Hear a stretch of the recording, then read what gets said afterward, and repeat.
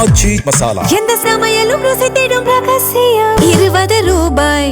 மாண்புமிகு எதிர்க்கட்சி தலைவர் பேரவைத் தலைவர்களே, நீங்க உட்காருங்க. நேற்று நான் பேசும்போது சில அமைச்சர்கள் குறுக்கிட்டு பேசினாங்க, அதற்கு நீங்க அனுமதி கொடுத்தீங்க.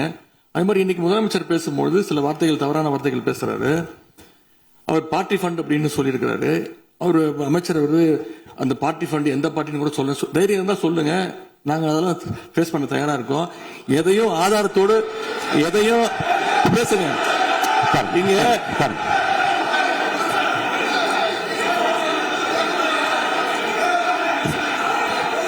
அது மாதிரி பேரவைத் தலைவர்களே, நேற்று நான் பேசி முடிஞ்சோடனே நீங்க அவை முடிஞ்சிருச்சுன்னு சொல்லிட்டீங்க. நாங்கெல்லாம் வீட்டுக்கு போயிட்டோம். வீட்டுக்கு போய் டிவி போட்டு பார்த்தா அங்க இன்னொரு அமைச்சர் இன்னும் பதில் சொல்லிட்டே இருந்திருக்கிறாரு. அதற்கெல்லாம் நாங்க இப்ப என்ன பதில் இது, என்ன மரபு இது? நீங்க இப்ப பேசிக்கிட்டே இருப்பீங்களா? நாங்க அதை பார்த்துக்கிட்டே இருக்கணுமா? அதே மாதிரி இன்னைக்கு முதலமைச்சர் அவர்கள் பேசும்போது நாங்களும் அமைதியா கேட்டுட்டு தான் இருந்தோம். ஆனா சில கருத்துக்கள் அவர் பேசும்போது அதை நாங்க அனுமதிக்க முடியாது. ஆதாரத்தோடு ஏதாவது பேசணும்னா, குற்றச்சாட்டுகள் சொல்லும் போது ஆதாரத்தோடு சொன்னீங்கன்னா அதை நாங்க ப்ரூவ் பண்றதுக்கு தயாராக இருக்கு. மாண்புமிகு உறுப்பினர் அவர்கள் இருங்க. நேற்று மாண்புமிகு எதிர்க்கட்சி தலைவர்கள் பேசியதும், மாண்புமிகு பொதுப்பணித் தலைவர்கள் பேசியதும் ஆதாரம் இல்லாமல் பேசக்கூடாது என்று நான் சொன்னேன்.